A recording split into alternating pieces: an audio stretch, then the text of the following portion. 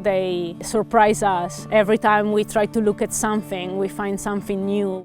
They are so similar to us. They have this society where which the basic unit is a family.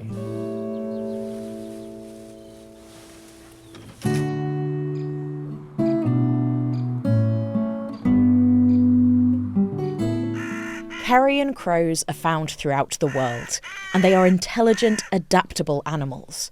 And they normally live a fairly solitary lifestyle, either alone or in pairs. But in northern Spain, the crows are different. These crows form family groups that stick together. The offspring stay with their parents for up to 4 years, actually. They share the natal territory, they stay together on the natal territory.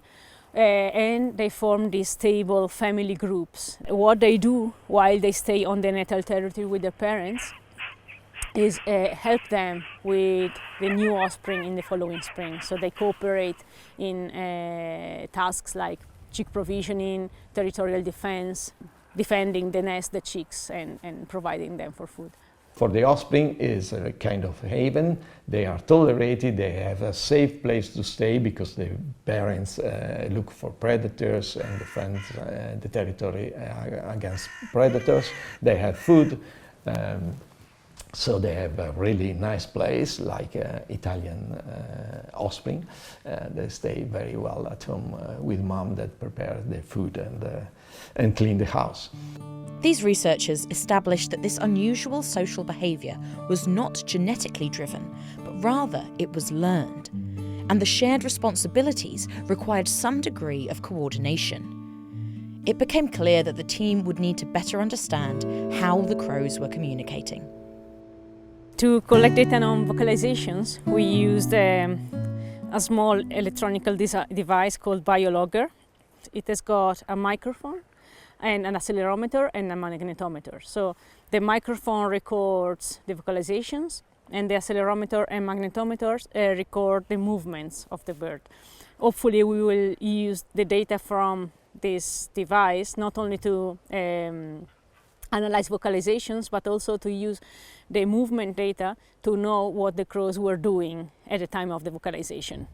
So we attached all this stuff on the crow using a piece of balloon like this one, and this is because the balloon degrades with time in about 3 weeks, a month and a half, and eventually breaks down and drops. This provides the team with plenty of data. The next step was to sort through it. I'm doing the chicks vocalization.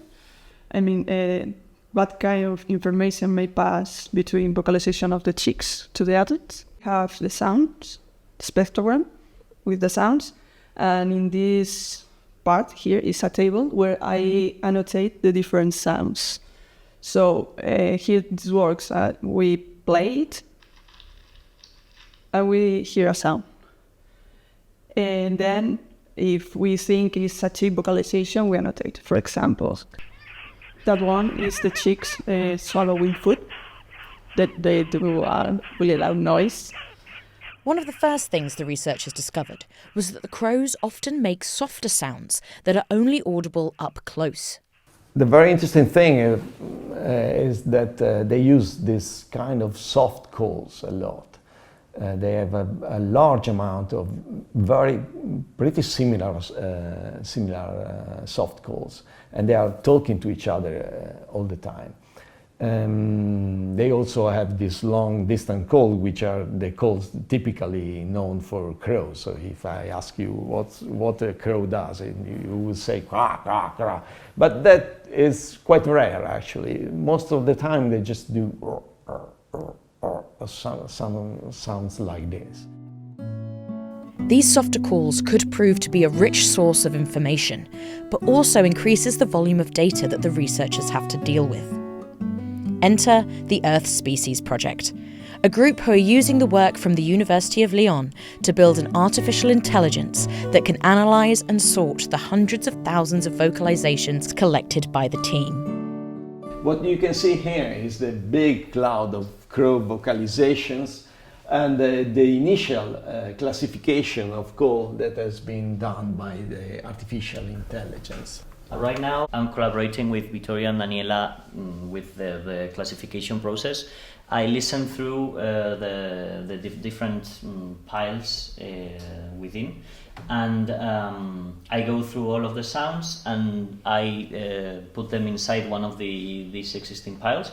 And if then we come together and agree on a new classification. If the sounds are unique enough, we put them into a different category, or if we can decide to sometimes merge two categories which are very similar. For example, take a look at some of the very unique vocalizations that we have come across, where there are sounds that we can't really pin down and put anywhere else. So there's some really unique sounds here, for example. And this is probably one of my favorites. Which is, you wouldn't expect a crow to be able to make a sound such as this.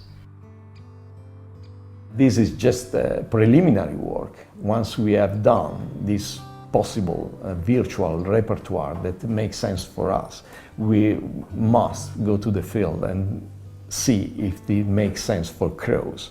So it will open a phase of experimentation in the field, which will be, I think, very fascinating and interesting, and try to see if what we think there are different calls actually means different things for the animals. From whales to elephants, AI is increasingly being used to shed light on animal communication. And this team hopes that their programme may do the same for crows, providing them with a unique insight into how they build these family groups, and maybe giving us a way to communicate in some basic way with these beautiful birds.